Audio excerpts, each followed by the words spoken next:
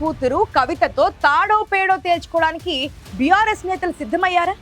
కవితను ఇకపై రాజకీయ ప్రత్యర్థిగానే చూడాలని గులాబీ నాయకత్వం నిర్ణయించిందా? ఆమెను అలానే వదిలేస్తే మరింత నష్టం తప్పదని పార్టీ అధిష్టానం భావిస్తోందే. ఇకపై కవిత టార్గెట్ గా బీఆర్ఎస్ అస్త్రాలు సిద్ధం చేసుకుంటుందే. కవితకు బీఆర్ఎస్ నేతల వరుస కౌంటర్స్ దేనికి సంకేతం? కవితపై బీఆర్ఎస్ నేతల ఎదురుదాడికి కేసీఆర్ పర్మిషన్ ఉందా? కల్వకుంట్ల కోటలో అసలేం జరుగుతోంది?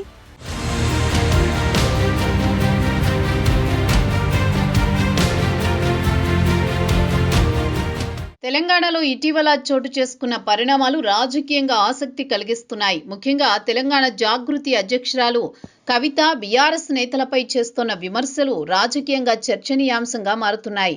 బీఆర్ఎస్ నుంచి సస్పెండ్ అయిన తర్వాత గులాబీ పార్టీ నేతలను కవిత టార్గెట్ చేస్తున్నారు. బీఆర్ఎస్ పార్టీలో కీలక నేతలుగా ఉన్న కేటీఆర్, హరీష్ రావు టార్గెట్ గా కవిత తన బాణాల్ని ఎక్కుపెట్టారు. జూబ్లీహిల్స్ ఉప ఎన్నికల్లో ఓటమి బీఆర్ఎస్ పార్టీని ఆత్మరక్షణలో పడేసింది. బైపోల్స్ ఫలితం వచ్చిన వెంటనే కాంగ్రెస్, బీజేపీ నేతల కంటే ముందే కవిత స్పందించడం తీవ్ర చర్చకు దారితీసింది. బీఆర్ఎస్ ఓడిపోయిన వెంటనే కర్మ హిట్స్ బ్యాక్ అంటూ తన ఎక్స్ ఖాతాలో కవిత పోస్ట్ చేశారు. కవిత చేసిన ఈ ట్వీట్ తెలంగాణ రాజకీయాలలో సంచలనంగా మారింది.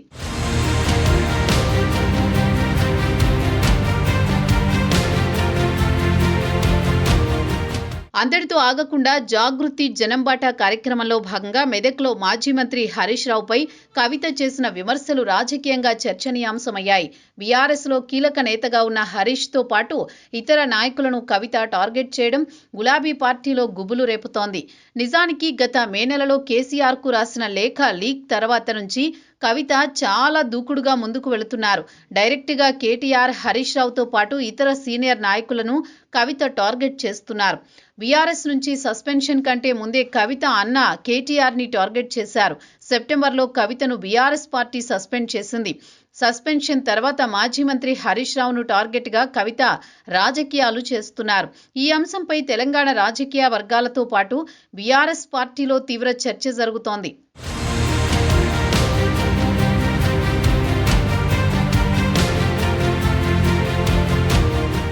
కేటీఆర్ వైపు ఎక్కుపెట్టిన బాణాన్ని కవిత ఇప్పుడు హరీష్ వైపు గురిపెట్టడం వెనుక కారణాలు ఏంటన్న చర్చ జోరుగా సాగుతోంది.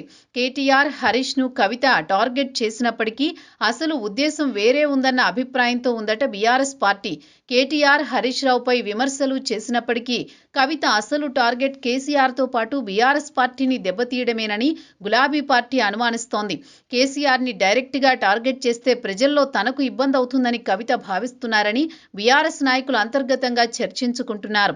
ఆ ఆలోచనతోనే కేటీఆర్, హరీష్ రావును టార్గెట్ చేస్తూ కేసీఆర్ 10 ఏళ్ల పాలనని చులకన చేసేలా కవిత వ్యూహాత్మకంగా ముందుకు వెళుతున్నారన్న చర్చ బీఆర్ఎస్ పార్టీలో ఉంది. కోట్లాడి సాధించుకున్న తెలంగాణకు కేసీఆర్ పాలనలో పూర్తిస్థాయిలో న్యాయం జరగలేదన్న అభిప్రాయాన్ని ప్రజల్లోకి కవిత తీసుకువెళుతున్నారని అనుమానిస్తున్నారట బీఆర్ఎస్ నాయకులు.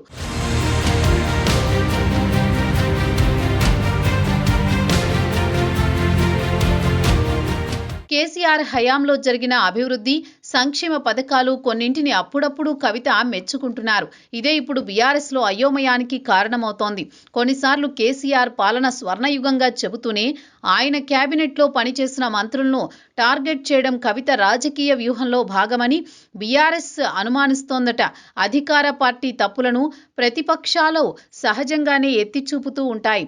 ప్రస్తుతం తెలంగాణలో కాంగ్రెస్ పార్టీ అధికారంలో ఉంది.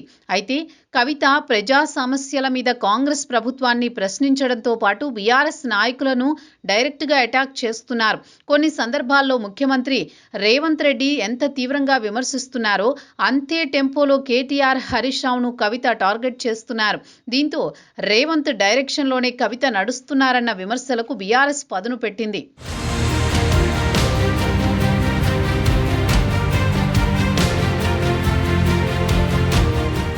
హరీష్ రావుపై మెదక్లో చేసిన విమర్శలకు కౌంటర్గా మెదక్ జిల్లా బీఆర్ఎస్ నాయకులు కవితపై తీవ్రంగా స్పందించారు. కవిత కాంగ్రెస్ కోవర్ట్ అంటూ డైరెక్ట్ అటాక్ చేశారు.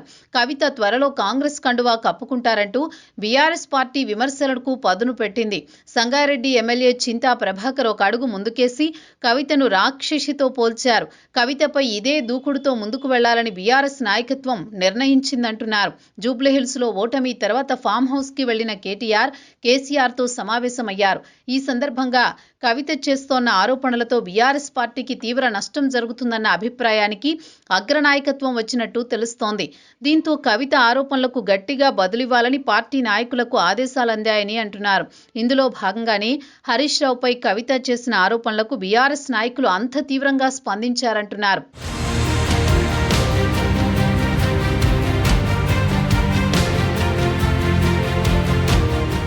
కేసీఆర్ కూతురుగా కవితను గౌరవిస్తామని, రాజకీయంగా మాత్రం ప్రత్యర్థిగానే చూస్తామని గులాబీ పార్టీ నేతలు చెబుతున్నారట. ఇటీవల మాజీ మంత్రి నిరంజన్ రెడ్డిపై వనపర్తిలో కవిత చేసిన కామెంట్స్ హాట్ గా మారాయి. దీంతో నిరంజన్ రెడ్డి కూడా కవితపై తీవ్రస్థాయి పదజాలంతో ఎదురుదాడి చేశారు. కవితతోనే కేసీఆర్కి ఇబ్బంది వచ్చిందని, ఆమె లిక్కర్ రాణి అని విమర్శించారు. ఇక రానున్న రోజుల్లో కవిత విషయంలో గులాబీ పార్టీ మరింత దాడి చేసే అవకాశం కనబడుతోంది. మొత్తానికి గులాబీ పార్టీ నేతలు కాంగ్రెస్, బీజేపీ నాయకులకు ఎలా కౌంటర్లు ఇస్తారో కవితకు కూడా అంతే తీవ్రంగా సమాధానం చెప్పాలని ఫిక్స్ అయ్యారు. చూడాలి భవిష్యత్తులో కవితకు బీఆర్ఎస్ నుంచి ఇంకెలాంటి స్ట్రాంగ్ కౌంటర్లు పడబోతున్నాయో మరి.